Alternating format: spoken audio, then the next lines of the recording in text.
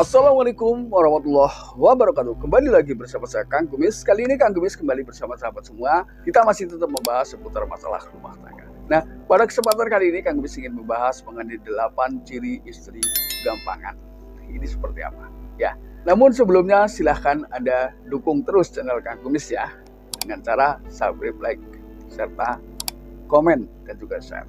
Ya, siapa tahu sahabat kita di luar sana membutuhkan ini semua ya. Nah, apakah ini bisa dilihat dari sisi fisik ya, ketika kebetulan ya sahabat semua menjumpai wanita yang memang berperilaku seperti itu. Nah, kira-kira tandanya apa saja? Yuk kita bahas sama-sama. Yang pertama, biasanya hal yang ia mainkan ini adalah mata. Matanya tetap terlihat berbeda ya. Mata ini seakan-akan dia terlihat sayu, namun dia memiliki tatapan yang sangat tajam ya. Artinya ketika dia melihat seseorang yang mungkin dalam batinnya ia sukai, dia akan melihat itu jauh lebih banyak atau lebih sering ya. Dan di sini juga memiliki kedipan yang berbeda dibanding wanita pada umumnya. Ini yang pertama. Lalu yang kedua, dia akan selalu tersenyum ketika memang menjumpai orang-orang yang memang mungkin selama ini menjadi incarannya. Tapi di sini memang senyuman yang berbeda. Senyuman yang bukan makna sebuah persahabatan, tapi makna menggoda. Nah, karena di sini jujur ya, memang pertemanan pun pada akhirnya ketika kita tidak pandai-pandai menyikapi, ketika lawan jenis bisa juga tergelincir pada akhirnya. Nah, maka dari itu gak ada salahnya, memang bukan berarti tidak diperbolehkan, tapi memang ada batasan ketika kita tak kawan atau bersahabat dengan orang yang lawan jenis, karena tentunya kita sudah paham lah secara umum ya. Ini yang kedua. Kemudian yang ketiga, dia akan tampak salah tingkah ya. Salah tingkah ini mungkin bermakna mencari perhatian dari orang yang ia maksud, walaupun pada saat itu ia sedang bersama pasangan. Nah, ini tentunya di sini yang perlu tanggap adalah si pasangan, bukan si pria lain itu, bukan ya.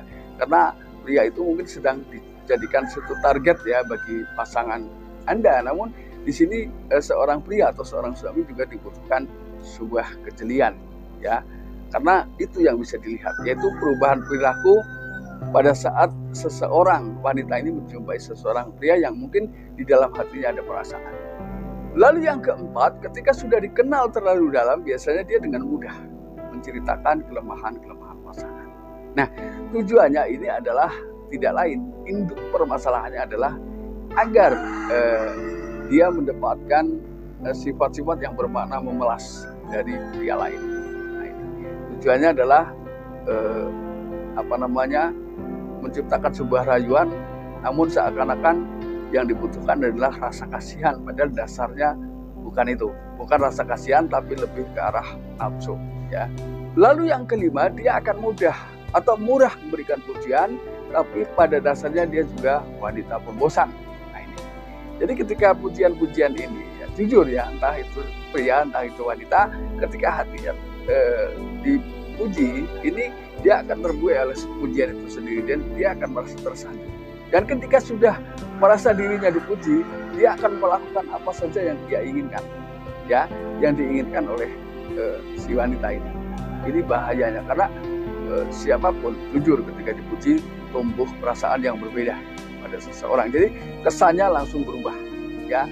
Ketika seorang wanita memuji seorang pria, terlepas itu si pria ini sudah punya pasangan atau belum, sebaliknya juga seperti itu. Ketika seorang wanita mendapatkan pujian dari pria, tentunya dia juga akan merasa tersanjung dan mungkin akan memikirkan hal yang sama. Lalu yang keenam, dia dengan mudah memberikan akses ponsel ya.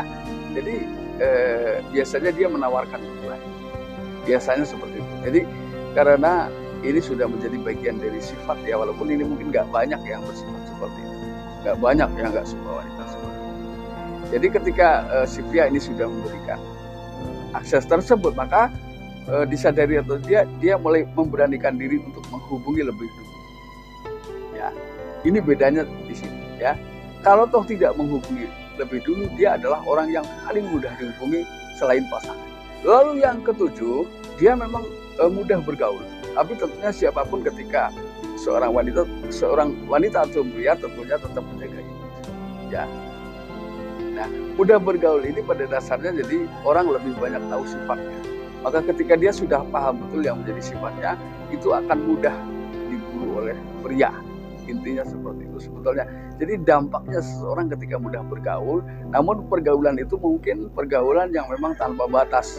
Nah, hal tersebut ternyata sudah diketahui lebih dari 1-2 orang atau bahkan sudah diketahui banyak orang.